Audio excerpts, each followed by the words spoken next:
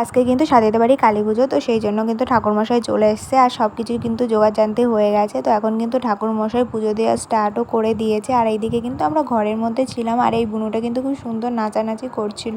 তো আমরা কিন্তু খুব মজা করছিলাম। তারপরে আবার বাইরে এসে ঠাকুরের পুজোটা আবার দেখে নিচ্ছিলাম। তো এবার কিন্তু শুরু হবে হোম যজ্ঞ। তো সেই জন্য কিন্তু ঠাকুরমশাই সবকিছু জোগাড়জান্তি করে আগুনটা ধরিয়ে একদম হোম যজ্ঞ শুরু করে দিয়েছে।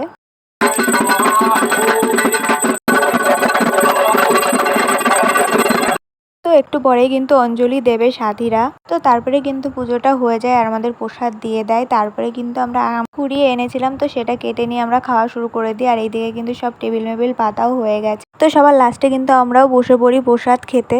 তারপরের দিন সকাল সকাল দেখো সাথে আমাদের মিষ্টি দিয়ে দিয়েছে। আর এইদিকে কিন্তু আমরা বাড়ি চলে যাবো, তাই ট্রেনও চলে এসেছে। তারপরে কিন্তু আমরা বাড়ি চলে আসি আর বাড়ি আসার সাথে সাথেই ঝড় বৃষ্টি শুরু হয়ে যায়। তারপরে সন্ধ্যেবেলা রেডি টেডি হয়ে অন্তরাদের বাড়ি চলে যাই, বিয়ে বাড়ি যাবো তাই।